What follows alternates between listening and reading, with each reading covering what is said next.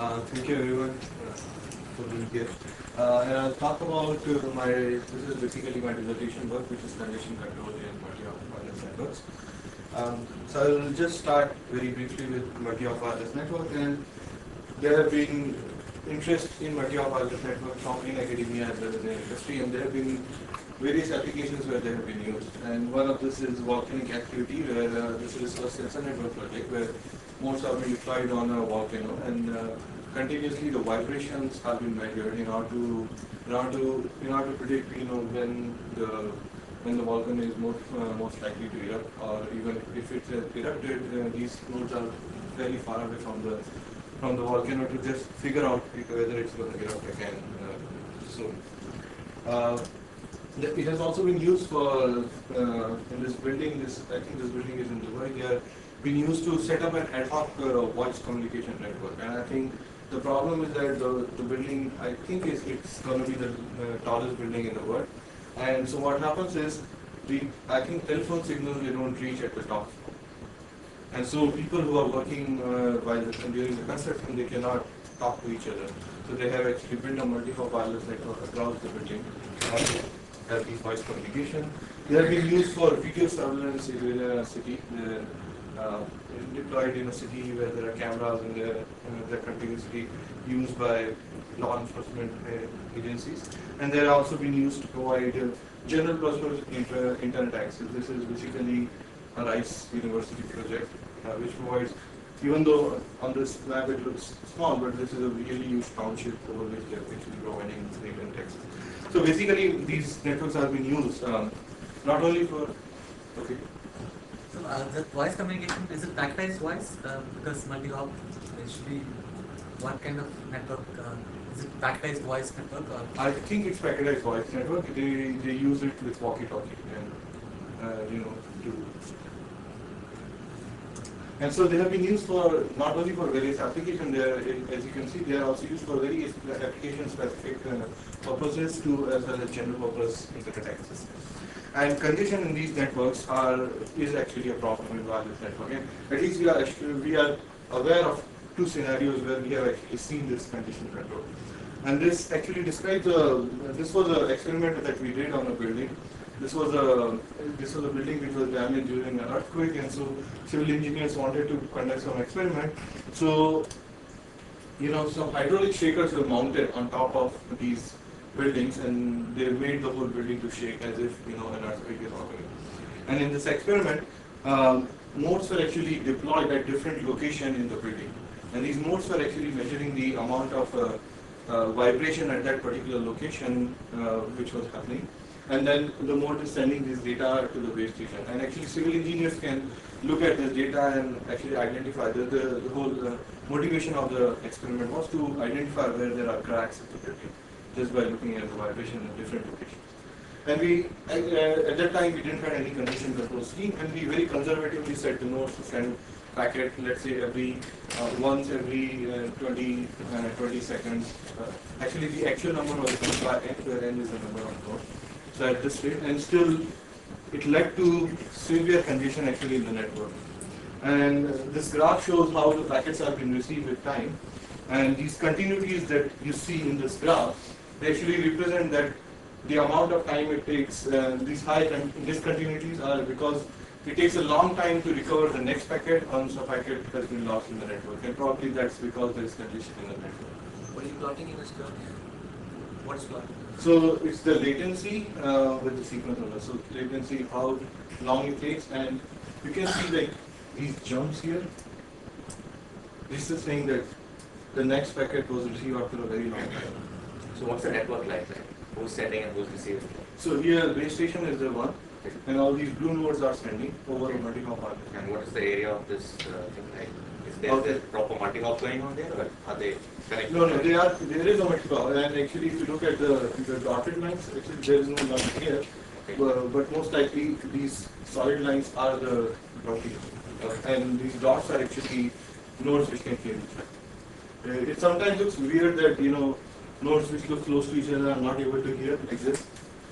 in real buildings, you might have seen that this actually happens. So the latency here is a measure of the time taken from the moment the packet was created at the node to the time it was reached the base station.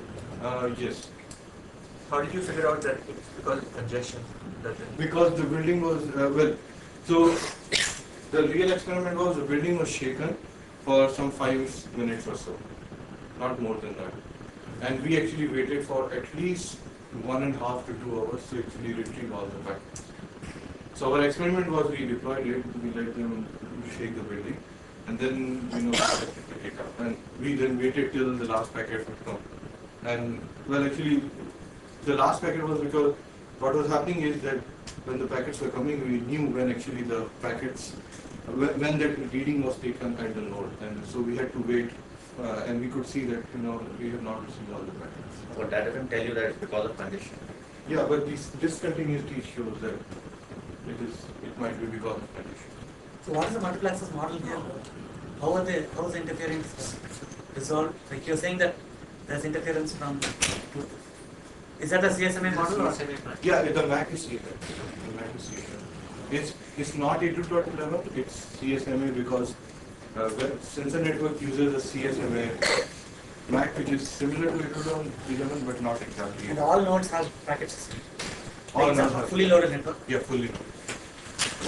This is one end of the spectrum. The other end of the spectrum is this experiment that we did in our lab, which is this is the network and node which can hear each other. Nodes that can hear each other are actually connected by a solid line.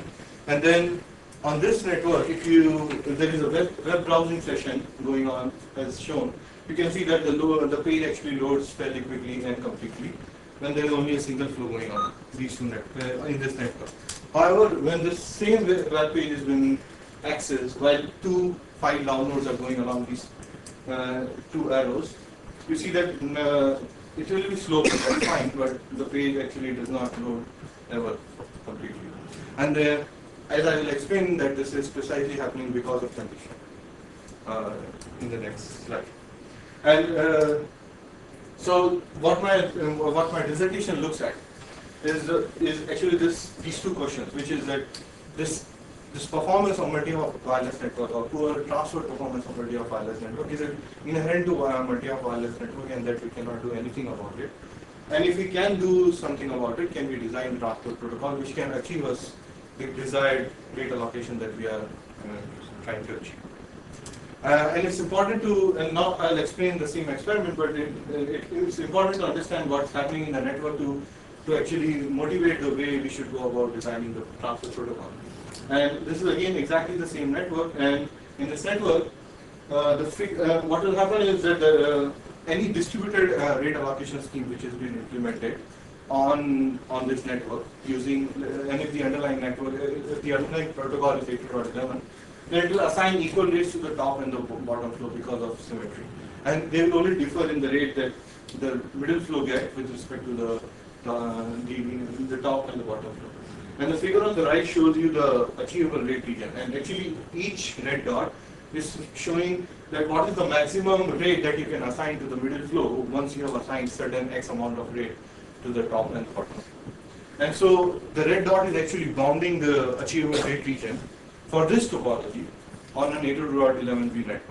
And so any transport that has been designed will have a performance line somewhere either on the within this area or within this achievable rate region. Is this an experimental result? This is theoretically we have derived it. I'll show you how these points were derived.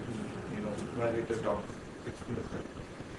So if you look at this network, TCP actually lies to the far right of it, and the far right means that the middle flow is getting very less throughput while the outer 2 flows are getting all the throughput. And the reason why that happens is because in this network, when you actually flood the packets into this network, you will see that congestion always builds up along this little link from 4 to 5. And because the way TCP is designed, it will only signal the flows which are traversing a congested link that there is a congestion. So either a packet drop or marking will happen on the flow which is traversing a congested link. The 1, 3s and 7, 9 flows are also TCP flows? Yeah, everything is TCP.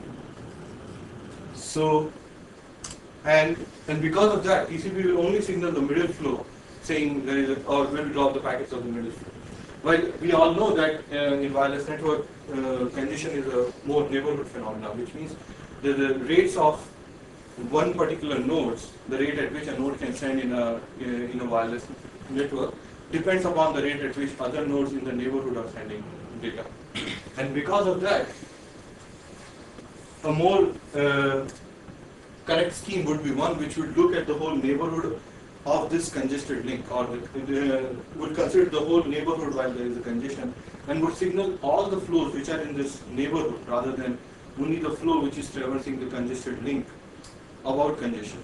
And if that happens, all the flows in this network will get equal rate, which is also the optimal maximum rate, which lies at the point shown in the figure. Do you define congestion as dropping of packets because the queue is full?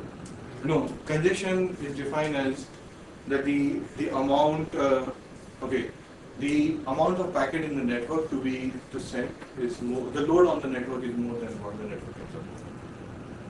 So when you say a link is congested, what exactly do you mean? Well, okay, so when you say a link, basically the whole neighborhood is congested. But in TCP, it will always define it as a link. So do you mean the CSMA is saturated, the medium is saturated? The medium is saturated. So, I mean, what exactly makes you think that this is TCP's problem? I mean, so you have physically more interference at 5. If you had a fair MAC protocol, then TCP would be doing well on the middle. Well, the MAC protocol is fair, actually, in the sense that it's giving equal it's giving equal opportunities to all the nodes in the neighborhood, but even with the equal opportunities, okay, so I see what your point is, but in a MAC layer, how will you define whether a MAC is fair or not? Let's ask that question. Maybe it might be, airtime fair. Yes, airtime fair. Yes. I don't know. And the way the question to ask is that even if it's airtime fair, and let's say this link is this link is not as good as, let's say, the other links in the network. Then it should be throughput fair. Then It's throughput fair, but our goal is to achieve fairness at the transport level, even if the MAC is not providing. That's point one. And the second point is that the MAC 802.11, the way it is designed, it ensures equal opportunities for all the nodes to transmit. It does not mean equal opportunities for nodes for that transmission to succeed. And the way it differs is that in this sometimes if you can build certain wireless topologies in which equal opportunities are given, but collision will occur at one node more often than at the other node. So certain links, even though they get equal opportunities, then the eventual packet that actually makes through how much less. So then again the question comes: are they? Well, it's a MAC layer problem. This is a very standard problem, whether it's MAC layer problem or transport layer. We just said, for practicality reason, just let's take the 802.11 MAC and let's build something. And actually, the other reason is that it's very, very difficult to design a MAC, which you can say that it's fair. Means, in the sense, the goal that we have. So, Sumit, are all these nodes within a single collision domain, or you don't know? No, only the nodes that are connected by a line can hear each other. That is how this is possible. So one cannot. So this is the classical flow in the middle problem, right? So Yes. one cannot hear 7's transmission, and that's why. But 4 can hear both the transmissions, and that's why this is unfair. That's why the MAC is unfair. So 4 cannot hear. 4 cannot. I can hear too. No, 4 cannot. no, the unfairness comes from the fact. The unfairness comes because the middle flow can hear both the end flows, but the end flows cannot hear each other. Yeah, And but that's why the unfairness comes. that unfairness comes, but there is another. Well, actually, you can say at the flow level that is what it is. Right. But at the node level, what is happening is there's a probability of collision when this is transmitting to this node is much higher than when this node is transmitting. And actually, I have another topology where you will see that just with skew links, the condition will just change in this whole topology. So do we find these kind of topologies in typical wireless LAN networks? Is something you are specifically showing to explain the problem? Yeah, but in typical, you can have other topology also, I'll show, and then they depict another kind of problem. And at the heart of it, the problem is still same. The performance will be different. But the key to the whole idea is that it's just you are just signaling the flow which is going over. So your problem is to have, with using TCP in this kind of thing, you want to ensure flow level fairness? So I don't know, I'm not restricting myself to TCP, I'm just saying I need to have a transport layer which can actually assign fairness at the transport, a transport protocol which can assign fairness at the transport layer. That means flow level. Yeah. So congestion in wireless network is actually a network phenomenon.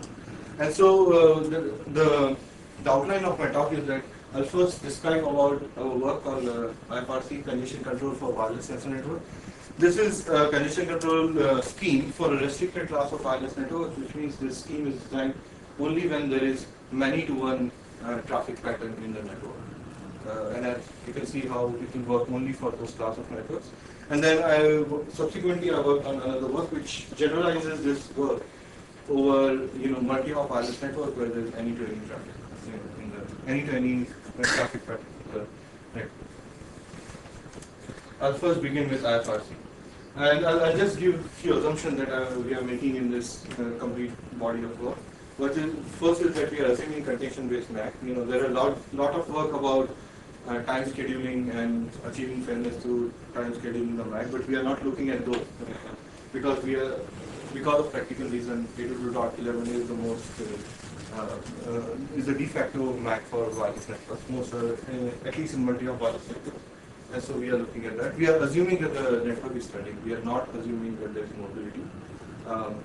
I can talk how things can be modified to make it to work on mobility, but for the purpose of this talk, we'll assume that they are static, and we are assuming that there are link-led retransmissions which will take care of the physical losses which occurs from the link.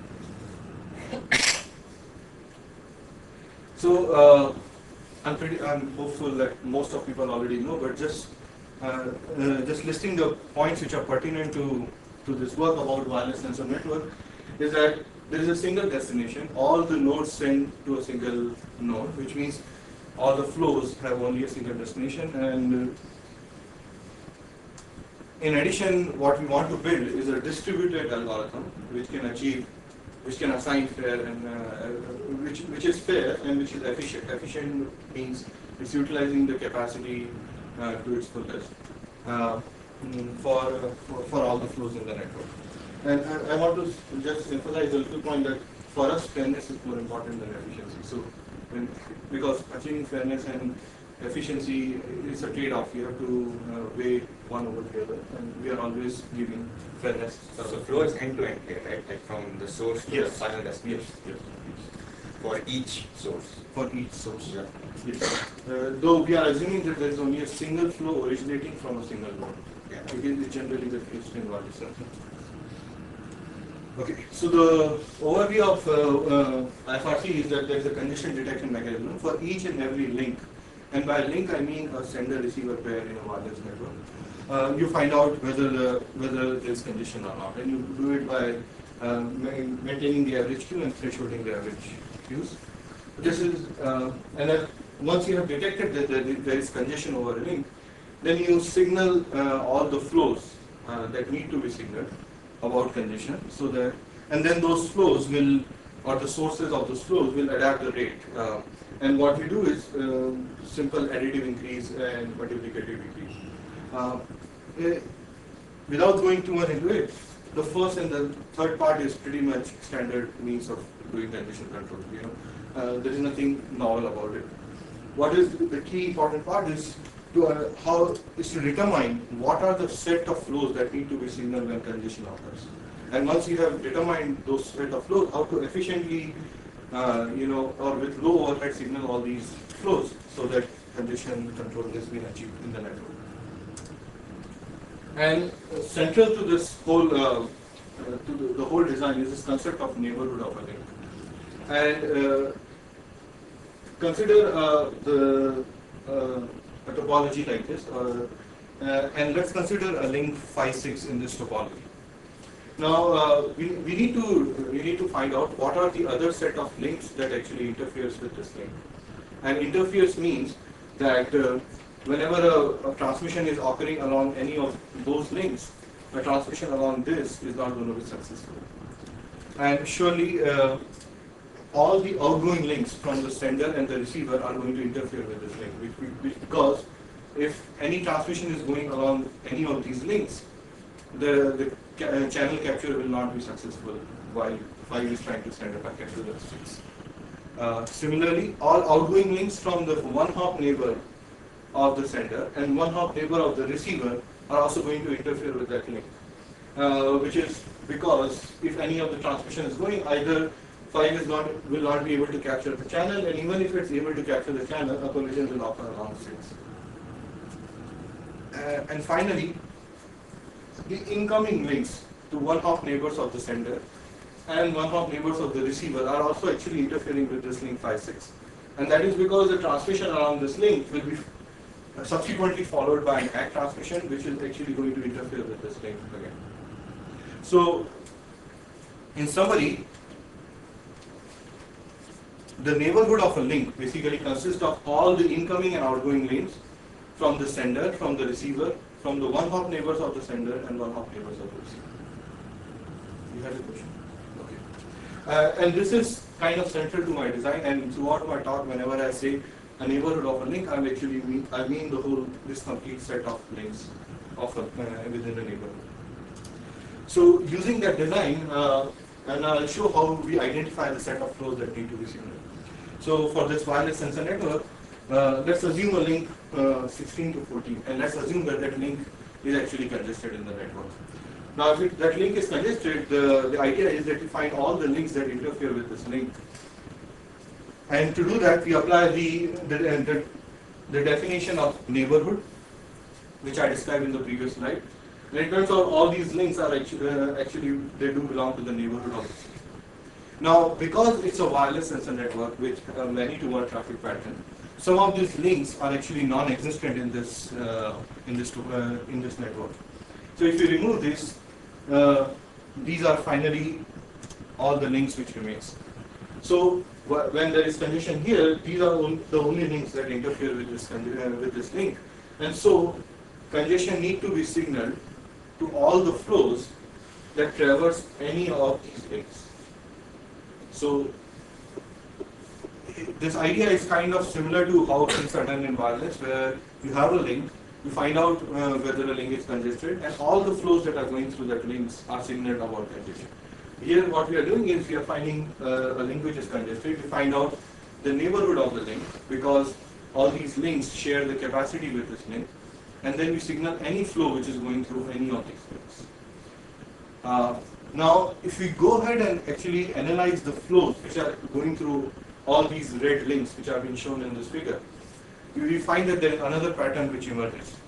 And that pattern is that flow which has to be signaled when this link is congested has to originate, and I'm saying originate, has to originate from the node or its one hop neighbor.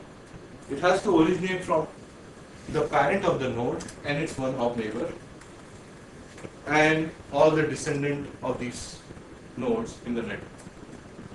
So basically, what you have to, the takeaway of the slide is that when a link is congested, a sender-receiver pair, then you have to signal all the flows in the neighborhood of the sender, in the neighborhood of the receiver, and all the descendant of the nodes in the network.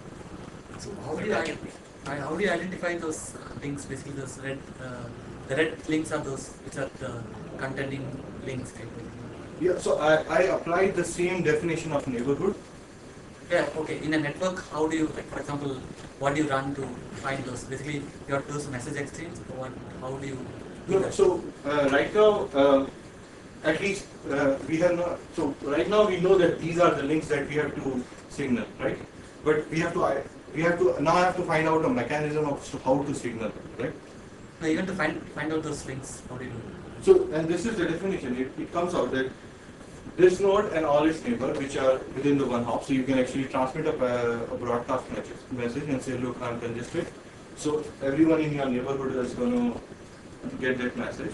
Okay. What I'm trying to say is that my eventual goal is to actually signal the flows which are going over this thing, right? It's not identifying the links. And that flows have a very good property. So I don't have to identify the links. I can. There's a better way in which I can implement a scheme which will directly signal the flow. So I don't have to go ahead and actually identify. This identification of the link is for the purpose of explanation. So conceptually we understand these are the links that has to be identified, and then you have to signal the flow. But if you go and analyze the flow, it turns out that you don't even have to identify the links. There is another way by which you can signal all the flows. And so the basic takeaway is that these are the set of nodes that I have to signal when the condition. So this property is true for any network, or only for case where you have to send it to one base station? Yeah, it is only for one base station, and that's why the scheme is limited to many to one. So this property that I come up is only because of, so it is exploiting, if you go into the details of it, it's exploiting this fact that you can only have one outgoing link from any node. So in a many to one pattern, a node can have only one outgoing link, and that's the reason why it's. But not why. Why? Because it's in a wireless sensor network. There's almost there's a single base. So a node. You can have two paths to the base station. You can have Two paths to the base station. There are a lot of sort of cooperative diversity techniques that would be like, oh, let's have a second path to the base station. Yes, and for those scheme, I am not sure if this scheme will be able to do that. But we are assuming that you decide a path, there is a path, and at any given time you will only use one of the paths. But opportunistic routing uses multiple paths. So you don't split some flow into two paths? Not simultaneously. Yes. Yeah, we don't want. That's the shortest. And so it turns out that you can signal all these nodes very efficiently using certain mechanisms, certain very local mechanisms. And the way it has been done is that you apply these two rules at each and every node in the network, and eventually you get every node is signaled. So the first rule says that if a node is congested, or a flow originating at a particular node will not have a rate more than the rate of any node in its neighborhood which is congested, or any node in the neighborhood of its parent which is congested. Now, this actually takes care of all these nodes in the set, which is, this will ensure that whenever a node or a link is congested, all the nodes in one-hop neighbors of the node and all the nodes in the one-hop neighbor of its parents, they are not going to send at a rate more than at which the node is sent. And then the second rule says that you cannot send your rate at which a flow originating at a node cannot be more than the rate of the flow originating at a parent of the node. And if that is the case, it will take care of all the distances. So just by applying these two rules, whenever congestion occurs, you can actually ensure that all the flows in the network that need to be signaled during congestion are being signaled. So this neighborhood will not turn into a routing neighborhood someplace, right? It's always going to be a physical implementation neighborhood. Yes, but Because I think that misunderstanding comes from the fact that you put the routing tree and then you show those guys as neighbors, whereas some other random guy down in the descent yes, might be your neighbors. yes, it might be neighbor. So both the rules will apply. There is only one bit of information which you are using from the routing tree, which is to decide who your parent is. The concept is who your parent is. It's a routing factor. Right? That's the only information you need to know. Otherwise, it's all on whoever you can hear. Whoever you can hear is your neighbor. And once this rate once all these flows are being signaled about congestion, they will actually adapt their rate. And this is a straightforward AIMD scheme. It does not look like AIMD because we are doing rate.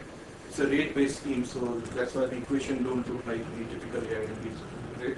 But the important thing from in this rate adaptation is this parameter called delta. And delta actually defines how aggressive your additive increase is when there is no congestion. So it's actually the slope of your additive increase.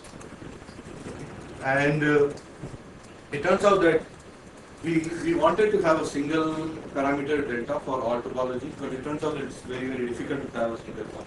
And so we did some analytical analysis to find out how to set this parameter for any given topology. And we came up with these conditions that delta has to be less than this. But more importantly, what it means is that the delta depends upon the network size and the topology. That parameter depends on network size and topology. The threshold which are being used to signal congestion, which means at what threshold of your queue will you say that the network is congested. And finally, it also depends upon the depth of the routing tree, and that parameters depend on the routing tree. We actually evaluated this whole scheme on a real testbed of 40 nodes, and the topology on the right shows that the tree was 8 or 9 hop. I don't remember it was 9 or 8, but it's at least 8 hop deep. And the figure on your left shows the overall throughput over the whole run of the experiment. Then what was the rate, the average rate received by each and every node in the network. And as you can see that the average rate received by each node is pretty fair. Just in case if you're guessing what this red bar is, it's basically the green bar is the total amount of data which was received by the base station, and the red is the amount of packet which never reached the base station. That's the loss in the network. But it's generally very less. And the figure on the right shows the sequence number of the packet received as a function of time. And as you can see, the slope is throughout the whole experiment is pretty constant, which means that even the instantaneous rate which was achieved by each and every flow was actually fair. So all the flows start at the same time? Yes. So approximately at the same time. So the contention region keeps moving along the network. How does the contention regions move? Like it should be moving as because flows all start at the same time. And if you show your figure, yes. How are the flows? Where are the flows in the figure? So the flows. Flow starts from all the nodes. All the nodes have data to send all the time, and they are continuously sending the data, and it's coming down to it. But if your question is that what happens if the condition moves from one region to another, right? The way to create that in the topology is you to turn off certain nodes, and then suddenly the condition will move from one area to another. So I don't have the result on the slide, but my paper has the result that what happens if node only half of the nodes are sending, and then suddenly the other half starts sending. So now condition will shift from one end to another. So these numbers on the tree, on the edges, are the same as the numbers of the heights of those bars? No. These numbers are the link quality of that thing. So the link quality. Yeah. Then what's the bars? Those so this is so over the period of that whole experiment, we took the total number of packets received divided by time. So this is the average rate from each and every flow. So the flows are not the numbers. That's flow 8 is not the rate that node 8 is signaling. No, it's not the packet rate of node 8. It's the rate of the flow in the graph. Yeah, but as I said, that each node will have only one flow originating from it. And so when I say node 8, which means it's the flow originating at node 8 and ending at node 8. So node 8 is, so if you go to your graph now, your topology on the next slide. Previous slide? No, they're there. So node 8 is presumably transmitting lots of packets. There's got a huge tree descending from it. Is that right? Yeah, but only a small fraction are its own. Yes. And so this is only the flow. It's not the total amount which node 8 is sending. It's the flow, the packets which belong. So node 8 is sending there's 2% of its traffic or 3% is from south. Yes. So we debated around here whether that's fair. He's using his power, his resources to Yeah, so he's that's working very hard for other people. yeah. So we assume it's a cooperative network. You know, you can always assume that what are the incentives to do it and other things, but we just assume that it's a cooperative network, but we don't. It seems very like, that node is a parent of a tree. It seems very parental. Yeah. Parents do all the So work. you didn't define the protocol by which you implemented this result. So what is there something like an ECN message that propagates backward, or how do you implement the additive increase and decrease? Okay, so what happens is actually, so this is what happens. A node actually keeps a parameter which says what is the rate at which it is sending packets of its own. Okay? And then it will let all its neighbors know. It has this rate and it's additively increasing. So it makes a single broadcast message for its neighbors. Yes. So first of all, it has a rate at which it's sending. Everyone is doing like that. Now, the moment congestion occurs, the node which is congested, it will say, look, I'm congested, and this is the rate at which I'm sending. So you tell all your neighbors. So the neighbors will not change their rate to what the rate of the congested node was. And then their descendant will send. So the two rules that I've said, they get applied, over a period of time. The neighbors are really the descendants, right? Neighbors are, all the nodes that can hear you. Some upstream to Oh, okay, so it's not just the people below you in your Yeah. tree. And Yeah. they all go to the RF over 2. They all do multiplicative decrease. They don't do multiplication, they just set the rate to whatever the rate of the congested node is. So the congested node is sending uncongested, and the rate of my flow is X. So everyone says now the rate of my flows are also going to be X because a neighbor of mine is congested. And so So what happens if there are multiple nodes that exist? when there are multiple nodes, then you take the minimum of whoever sends. So there is one sending X, other sending Y, you say less of X. So in this experiment, how often is this ECN packet being sent? Actually, What is ECN? Explicit congestion. Okay, actually, how often? Actually, we piggyback it on the data packet itself. So we don't send Every data. every data packet. It can be reduced, but you cannot do it once because you need a certain amount of redundancy to ensure that the information gets loaded. So, but what if an upstream node, you piggyback on an ACK? No, so what happens to the upstream node is that whenever you are sending, your parent is also your neighbor. It can also hear it. So it comes to know about it. So if your neighbor announces a rate that they're sending at that's higher than your own rate, then you do an additive increase. Is that what you think the additive increase? Yes. At that time, you don't set it to your neighbor's rate. You just keep doing your additive. So everything gets triggered after there is a condition. Before condition, everyone is So doing when does multiplicative decrease occur? when there is a congestion. And it occurs only at the node which is congested. Everyone then just follows the rate. So the congestion event is a different announcement than my rate is this. Somebody says, I better match that. Yeah, but that message has been sent out only when there is congestion. So there are two different events. There are two different acts or activities, but they are generally And coupled. suppose you use one mechanism or the other. I mean, you could implement your network with just either of those mechanisms. You could use just explicit congestion notification and then you go to RF over 2. Yeah. Or you could do your neighbor says what he's getting, and if you get a couple, you always just choose the minimum of what you hear from your neighbors. Yeah. So the reason why that we don't do that is that once you start doing that, what will happen is all the nodes will get equal rates, right? Not fairly.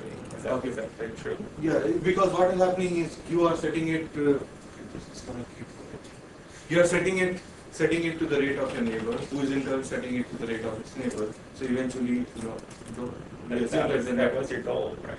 Yeah, but my goal is also efficiency, that once fairness has been achieved, the nodes which are not a part of the congested region should be allowed to send at a higher rate. And that is the reason why that is you do all these rate equalization when congestion happens. So you may lose some of those congestion notices because the upstream or downstream node is transmitting. Yes.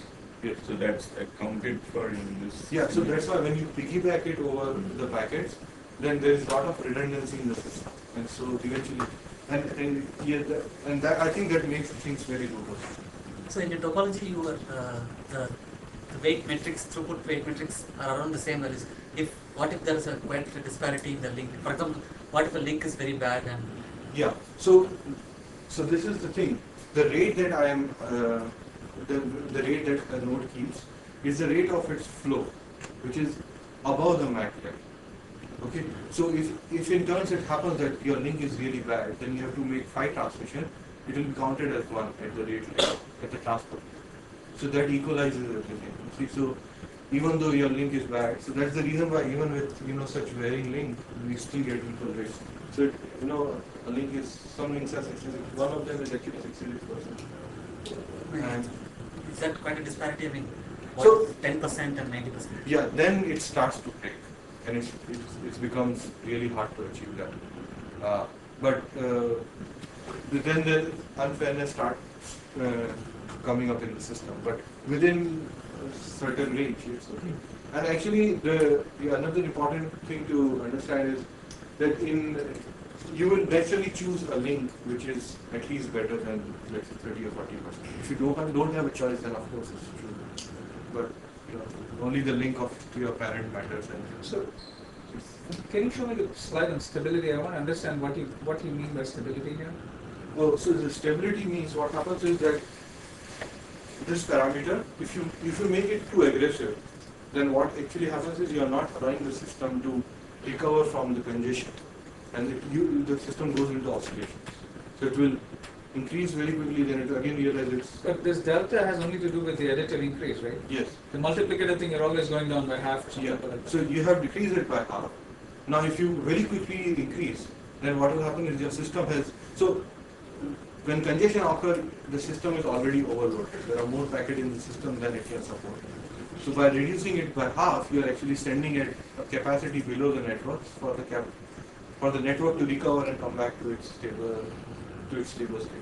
But if the network has not stabilized, and by the time you again overshoot the capacity that you are trying to achieve, or the capacity that the network can support, then again you go into oscillation. So you keep doing rapid additive increase and multiplicative increase.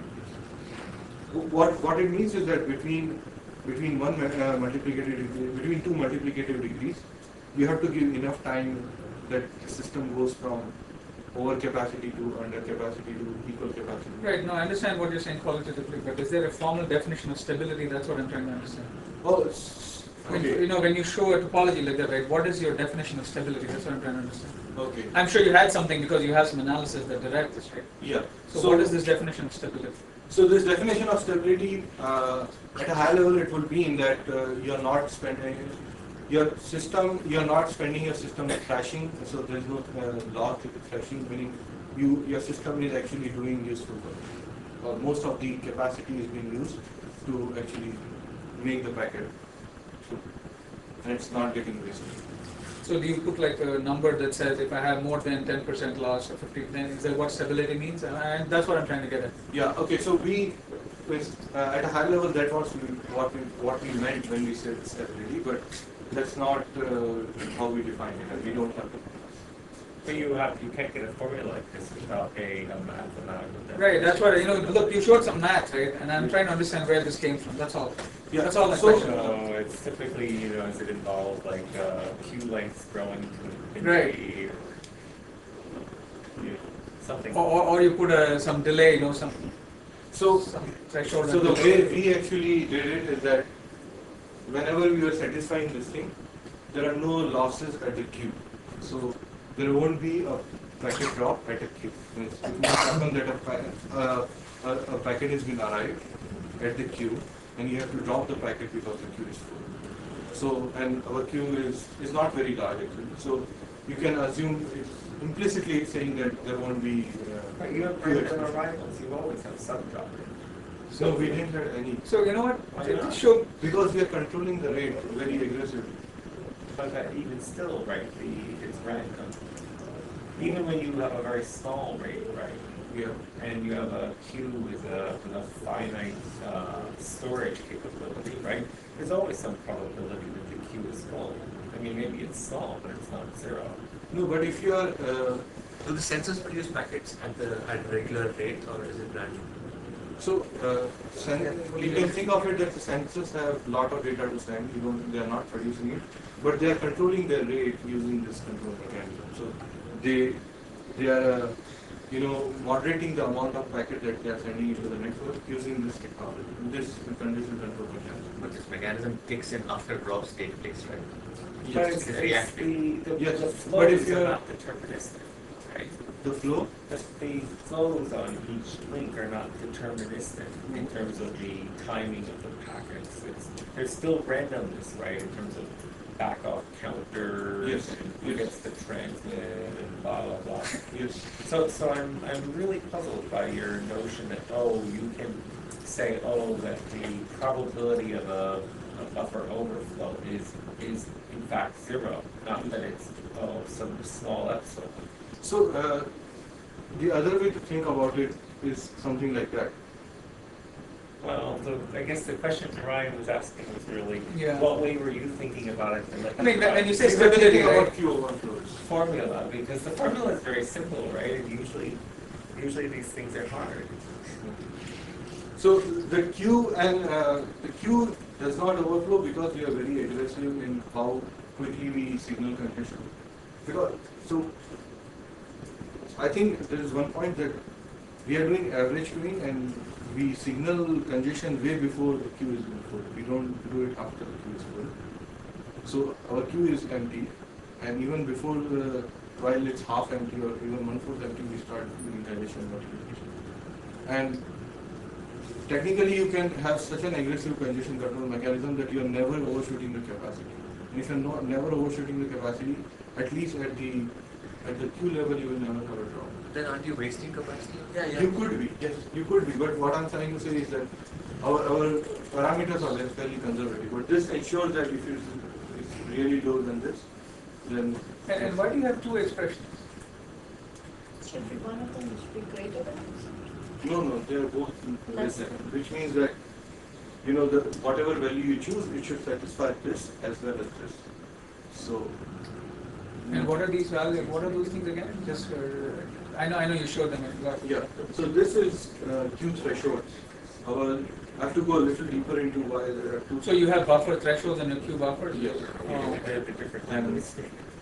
actually, it's I think that's the and then this is the depth, average depth of the tree. Yes. And F depends upon the network topology. It depends upon the number of nodes. And So what is the routing, like routes are fixed? yes, static routing. So what is the total traffic like? I don't understand. 0.25 packets per second is the throughput per node, and there are 40 nodes, right? Yes.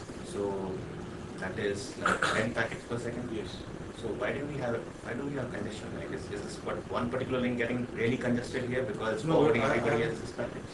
Yeah, but I'm working on these wireless interconnectors where the capacity is really. So what's your physical layer? Like what's the maximum you can send out at the file layer? Like 1 Mbps? So how many packets What per are the packet second? sizes here? So in this metric of packets per second, Can you explain? how, well, look, its total network is doing 10 kilobits per second, 10 packets per second. If you just had one link running at maximum speed, how many packets per second based on your packet size and your link? Okay, I think I had the number at least in the paper, but it was 50 or 60 packets per second with the same packet. Which hardware are you using? It was it's a T mode. Okay, so 60 mode. And what is the packet size? I actually don't remember. But actually your number was correct, 250 kilobits is the physical radio rate. Yeah. But what happens is that there are other things. Actually, when we were working on this, the implementation, which is of course available from Berkeley, it had its own problems. At high capacity, it would do a lot of microprocessing. It cannot do 250 kbps. Yeah, it can. It does not calibration and stuff. That's it. Okay, so this another thing is comparing it with the optimal, and we had quite a difficulty to actually even find out what is an optimal. And so there was no theoretical way of finding out what is an optimal for a topology, given a topology, what is the maximum we can achieve. And at that time, the only way we could do it is that we programmed all the nodes to send at a specific rate, and we saw what are the number of packets which are received from each of the nodes at the base station. Then we increased that rate continuously and saw how the number of packets received at the base station. And for every experiment, we took the maximum number of packets received from a node divided by the minimum number received from any node. And the figure on your right actually plots that ratio with increasing rate, configured rate. Now what happens is when the ratio is very close to 1, we can assume that the system is pretty fair. Okay? Which is to the left side of the graph. The far right of the graph, you can see that the ratio is very far away from 1, which means that some of the nodes are getting much higher throughput than as compared to another node. And definitely the system is unfair. And in between whether the system is unfair or not, or fair, it's very difficult to define. So that's the best we could do because we didn't have any theoretical framework. So if we assume that this point is the maximum fair rate that topology can support, then actually IFRC was achieving 80% of that maximum. If you assume the other point as the maximum rate, then it was achieving 60% of that maximum. So there has been, other extensions to IFRC also works, which is like if you have weighted fairness, and in this graph, all modulo 4 nodes are given twice the weight as the other. And as you can see, the throughput, all those nodes get twice the throughput as the other nodes. The system will, of course, always work, will work with only a subset of the nodes as well as transmitting the network, and which is basically a special case of weighted fairness with those nodes having the weight 0. So what changes in a protocol when you have weighted fairness? Actually, what changes in the weighted protocol is that the rate that I told you about, that everything is same. You actually send at the rate to W, which is your weight, multiplied by and then this is. And it turns out that if you have multiple things, that is, one set of nodes are sending to one base station, another set are sending to another, and some part of the nodes are actually can actually hear each other. Still, if that is the system is able to achieve fairness. And in this network, all these nodes here are sending to one set of nodes. And so you can see all of them are equal, but 3 of them are getting higher rate. And this is your point that these 3 nodes were actually not part of the congested neighborhood, which means they could send more without affecting the rate of other nodes. And so the system actually assigns greater rate to them. And for the other 3. So this is what you call as efficiency, right? Yes, efficiency after fairness has been achieved to its maximum. So what is the maximum you think those things could be doing? Are you saying it's sort of doing it's sort of close to what is the best they could be doing? Yes, means what happens is that in this network, congestion occurs and all these nodes slow down, and they start increasing, and then there is a second region of congestion which occurs because they have reached the limit, and so all of them are part of that. So are you reaching close to maximum fairness? We don't know what the maximum fairness for this particular frequency. So the question now that comes up is that the scheme that we are defining for men. All the results you have shown is for your scheme. Do you also have a comparison to a baseline scheme? Actually, at least for wireless sensor network, we were not aware of any scheme which had this thing, and that's the reason why we empirically found out an optimal rate and just chose it with optimal. So if you just chose, take your version of TCP, whatever it is, right? Yeah, in TCP. So and you ran one of them on the same topology, what do you think would have happened? That's sort of, I think, what Mark was asking, something like that. Okay, for this topology, we don't have the result, most likely because for the platform we were working, there was no TCP for that platform. These are Minecraft, this is a team most actually. But, as I described my general case, there we have actually ran TCP over the platform. We have got and showed how TCP, it's not exactly the same topology, but it's a different topology where TCP fails and however other scheme, which is generalization of the scheme works. But for this, I don't have the results for TCP. I just got it. So you have results for non-rate control with the same thing, and you just let it run. You must be having some results for that baseline, not TCP, but just Something UDP like like. UDP. I mean, if I assume your minimum capability is like UDP, where you're sending without rate control. Okay. So that you must have measured it. So this is actually the UDP experiment, right? Sending at standard rate. And just seeing, okay, what Here you already fixed everybody at the same rate. okay, I see. Okay. Actually, I don't remember if we have the results, but my sense is, my general sense, which comes from result from the second work, is just for that. I mean, certain nodes will just not be able to send data. So this one, what explains the jaggedness of this line? Our only take is that probably there is a gray area between the means that, yeah, these points actually are not clear why they came down. On the Probably- y-axis, you've plotted maximum of any node divided by minimum of any node. Yes. Okay.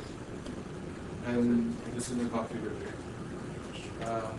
And all So your the thing is that graph, you can't really tell, right, whether the network is good or bad. I mean, our natural thing is to say, oh, it went down, something bad has happened. No, the going down is good, right? Well, it's not clear. Because It's not at clear least what the network throughputs are. I mean, going down is more fair, but maybe the overall rates are lower.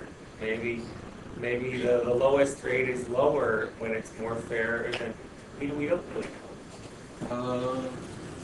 Actually, I have the numbers. I can check, but most But it's likely not in that graph. Yeah, it's not in the that graph is. it has to have the other number. But I think from the reason why means if they were really low, I could have removed that number and said, I think are 80% rate. But the reason I still kept it is because you were receiving you were receiving a higher rate than what you were receiving with these lower numbers. But I can check it.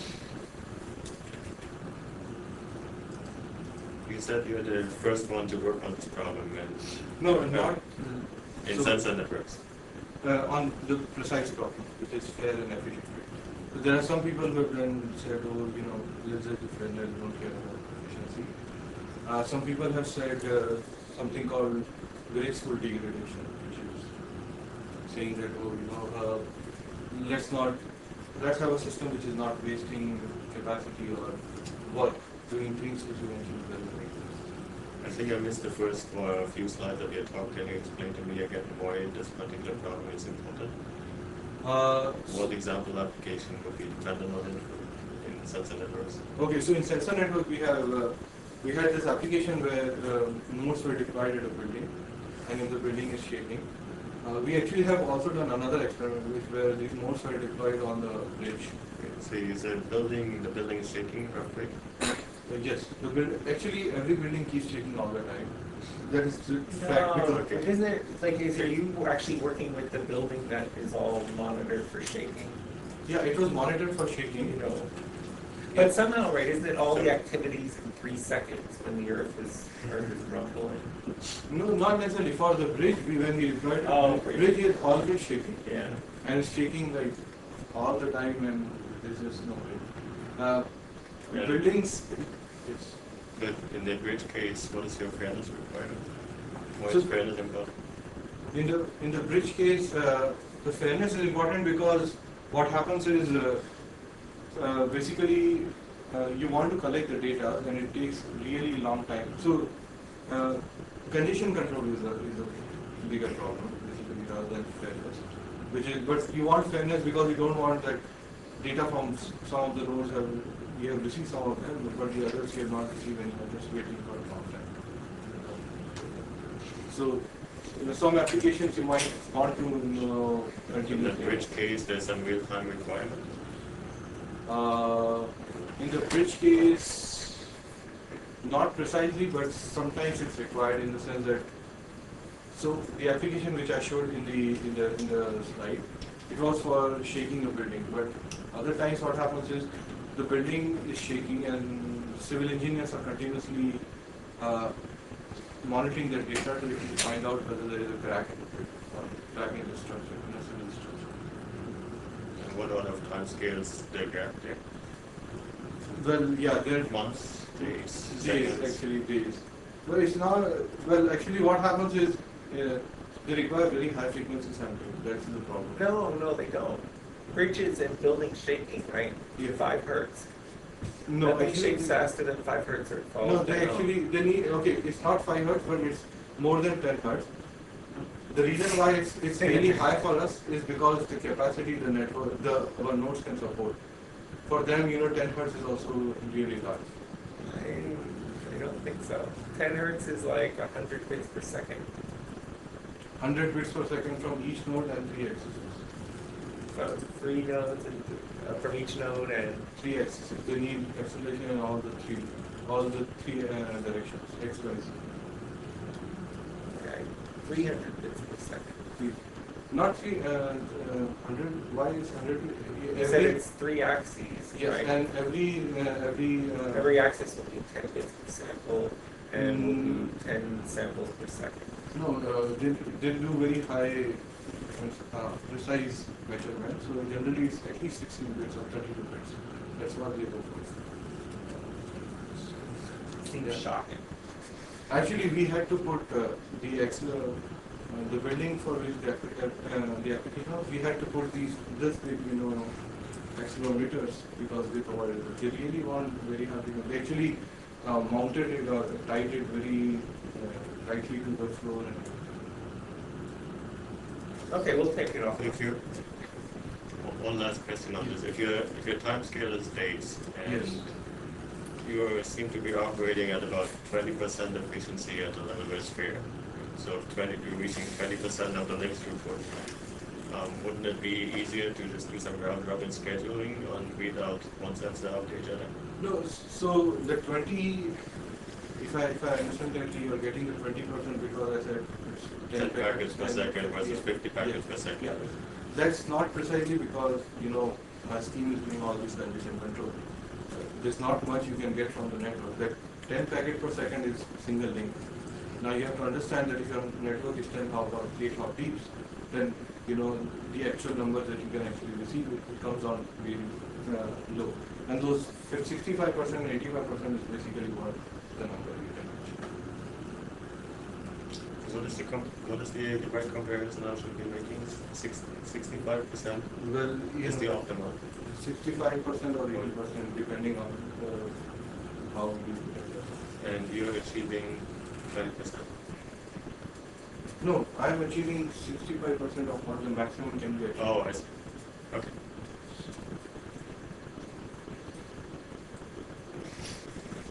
Okay, so moving forward, the question is that all the schemes that have been designed for this many-to-one traffic pattern, can we use those schemes or can we just port it to the generic multi-hop wireless network with any-to-any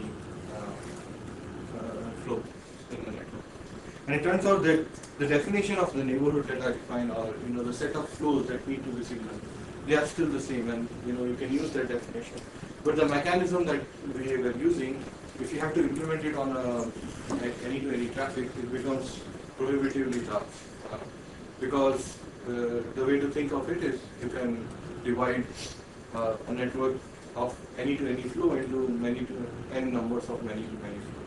And then the amount of data overhead to control traffic that will be there will be really high. So the set of flows that need physical remains the same, but you told that it's valid only for this one, many to one.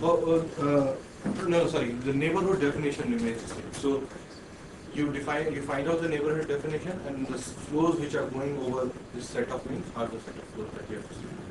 Now from that I derived another pattern which is not capable. So then I'll talk about my second work, which is for this general case of multi-wireless networks. And, okay, I have. Okay, so then I'll go really fast.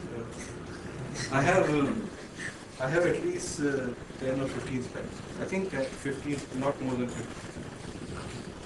Let's try and I know we've been asking many questions. Okay. So, so the approach that we took is, neighborhood-centric transport, and it's along two lines. One is we design an AIMD-based scheme. This is similar in flavor to how TCP works in wired network. And then there is another, in the sense that the network is only telling the sources that the network is congested, and the sources just try to guess the rate at which they should be sending. And there is another scheme which is explicit rate notification, which is more like XCP in wired network, where the routers are precisely telling the sources that, look, this is the rate that you should be sending, and the source just follow the rate. So the design is fairly straightforward. Whenever there is a congestion along a link, all the flows which are traversing the neighborhood of the link, not only the link, but all the flows in the neighborhood of the link, need to be signaled that you need to reduce your rate, and they will reduce the rate. So the key insight is that all the flows in the neighborhood rather than the link alone are being actually signaled for congestion. And additive increase is straightforward. You additively keep increasing when there is no congestion, but you do it every RTT neighborhood. And RTT neighborhood is the largest flow RTT in a neighborhood. In a neighborhood, all the flows that are within a neighborhood, you find the maximum of the RTT of all the flow, and that is the clocking. You should clock your rate at that frequency. That decides the frequency rather than the RTT of the flow itself. And now I'll show the experimental result, but before that I'll explain the explicit load notification scheme. And actually the idea is fairly, it looks straightforward, that you actually find out what is the residual capacity in a neighborhood. Flows are using some of the capacity, you find out what is the remaining capacity in the network. But it turns out that finding this residual capacity for 802.11 schedule network is very difficult. At least we were not aware of anything which could do it before we started the work. So you're talking about, you're still in the sensor networks? No, this is 802.11 mesh networks. So this is for any-to-any traffic for 802.11, but still a contention. And we have to do that using local information. And once you have actually determined what is the residual capacity in the neighborhood, what you do is you take all the flows in the neighborhood and divide it among all the flows in the neighborhood, and you will achieve fairness. But the difficulty here is that there is a non-linear relationship as to if I give X amount of if I let one of the flow increase its rate by amount X, will my residual capacity go reduced by X, or will it reduce more than X? So there is a non-linear relationship. It's not very clear that if I allow it to increase X, how much of the capacity in the network it's going to eat up. So in brief, what we wanted is a framework or a module to which we can give the topologies, give the rate, and can tell whether these rates are achieved or not. Now, for this we actually use the work of one of our colleagues, and for the sake of time, I'll actually skip through it. But this is the complete framework how it works. But the idea is that you find out what is the service rate for each, what will be the service rate for a packet given a certain traffic load on the network, and they divide it into certain canonical topology, and try to combine the ideal probability and collision probability. But the takeaway is that using this framework, we can approximate their scheme through some local information. So locally, looking at the Don't expose. Is it wrong? No, it's just at least not recent. So locally, you can find out what is the whether a certain set of rate will be achievable in a neighborhood or not. And using that, the routers, every RTT neighborhood, they just find out what is the amount by which the rate of each and every flow can be increased, so that the eventual increased so that the new set of flow rates are actually still achievable, or within the capacity bound of the neighborhood. Are they still end-to-end flows, multi-hop flows, or they're single-hop flows? These are end-to-end flows. So the end-to-end flow rates will increase by that. Okay, so the quick takeaway from this is that when you are trying to use up this residual capacity, you don't try to achieve 100% utilization, because it leads to, that's what our colleagues told us, that it leads to very high average repeated. And so we work at 70% utilization. And so how does it perform? And this is the topology I touched upon earlier. And these are the results of running different protocols on this topology. TCP, as I showed earlier, stars the middle flow. And actually you can see that TCP is not giving any rate to the middle flow, and giving it to all the two flows. WCP and WCP cap are actually giving equal rates to all the flow. And the reason it happens is precisely because, as I said earlier, this is the link which is getting congested. When this link is congested, WCP and WCP cap will inform all the links in the neighborhood saying that look, there is congestion, and any flow, which happens, all the neighborhood happens to be all the, for this topology, it happens to be all the link in the topology, and any flow which is traversing over this link will be signaled for congestion. And because all the flows are signaled when there is congestion, all the flows get equal to this. Now, how does it compare to the very previous graph that I showed? And it turns out that it's at least on the 45-degree line of this graph, and it's fairly close to optimum. Now, this is the another topology. It's very much like the previous one, but it has these extra links. And in this topology, surprisingly, TCP is giving all the capacity to the middle flow and starving the top and the bottom. And the reason why that is happening is, at the fundamental level, is still the same. Is that in this network, actually congestion occurs along this link and this link. And going back to the point, it's basically because the probability of collision of this transmission is much higher than this transmission here. Because of this link, the collisions are prevented. I can explain this in more detail. But because congestion is occurring along these two links, TCP is only signaling these two flows while actually giving all the rate to the middle flow. Now WCP in this case actually is achieving giving half the rate to the flows as compared to the top two flows. And the reason why it happens is as follows. When congestion occurs along this link, all the links in the neighborhood of this link, which happens to be only the links about this, are being told about for congestion, and any flow in this neighborhood has been signaled for congestion. And when congestion occurs along the link 7, 8, the middle and the bottom flow has been signaled for congestion. So because the middle flow is actually receiving congestion notification at twice the frequency as the top and the bottom one, it's actually achieving half the rate as compared to the top and the bottom. And we have tried to come, we are still trying to understand what exact, what is the exact fairness that WCP is achieving. But till now, what we have been able to conclude is that it depends upon the number of congested regions that a flow traverses. So, and some measure of congestion, but we are still not clear what it is. However, WCP cap in this scenario is still able to achieve equal fits for all the flows. This actually was implemented in simulator as well as on real boxes using click modular router. Some of the antennas were covered with foils in order to create certain topologies. So this topology that I showed earlier, we were able to create this topology in real world with actual Linux boxes. And it turns out that if you look at the performance of running TCP on this and WCP, it's fairly similar to what we get in simulation.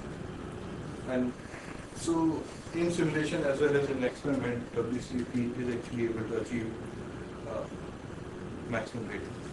We implemented it on a slightly bigger topology, well, of course not to the scale of Orbit, but 14 nodes, and there were 5 nodes I showed in the figure.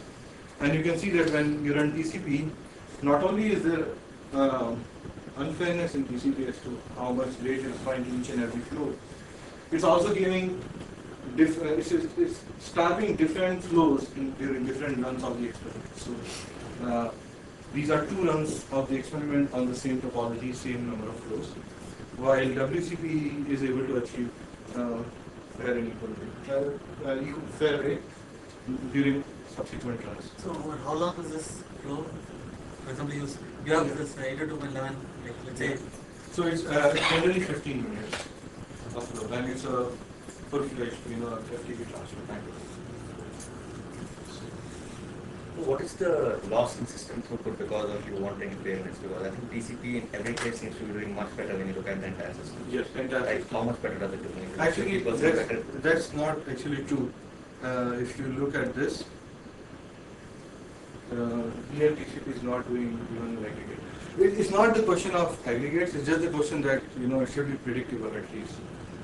That's one thing. And your point is right that, so ideally we would like to have a parameter or knob that we can turn and we can say, okay, this much amount of aggregate fairness matters to us and this much amount of absolute fairness matters to us.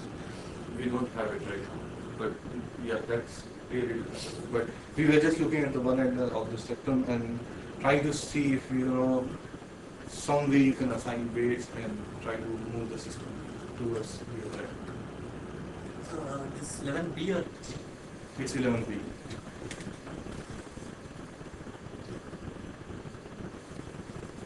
Okay, so in conclusion, what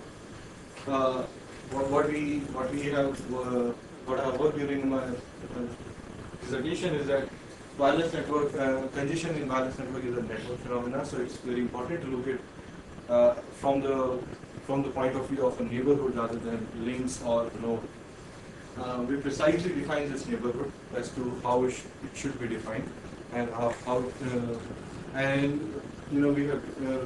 have designed along with colleagues designed 3 protocols which shows that signaling over a neighborhood can actually achieve fairness and condition. So with that, I'll be happy to take questions. Or you have a few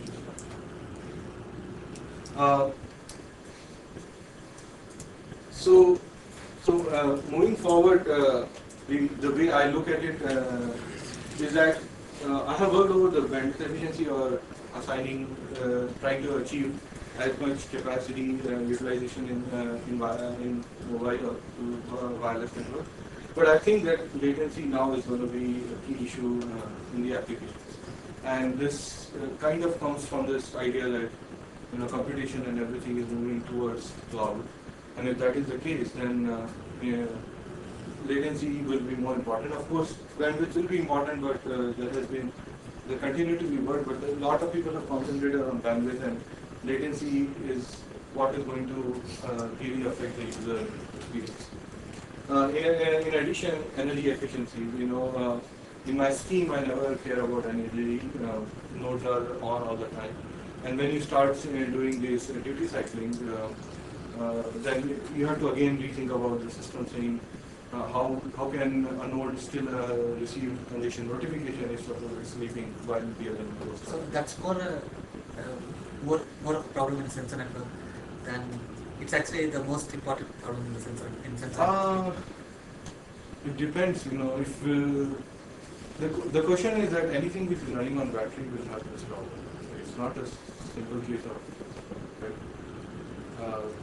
Because cell phones also do just a lot of energy efficient things so that they don't run out the batteries. Pretty much anything running on battery will require. In addition, as we move forward, I see that MIMO is becoming more and more has been accepted, and more multiple radios in that network. And then you're also seeing different kind of MAC in the multi-hop wireless network. There was a recent one with NSDI which was proposed, which is not exactly CSMA, but the protocol is slightly different. And then nodes might have different capacity. And then this last point is again saying that what happens if an application, so in this domain we are just looking at things like an application requires bandwidth or application is latency sensitive. What happens if an application requires a fair amount of bandwidth while it's also energy, while it's also latency sensitive? So if this mix of those come in, how do you address all these kind of heterogeneity in this network? And at least for radios and MACs, for certain MACs and certain radios, I think this scheme can be generalized, and at least the concept can be generalized. So with that, I would be happy to take questions. Thanks.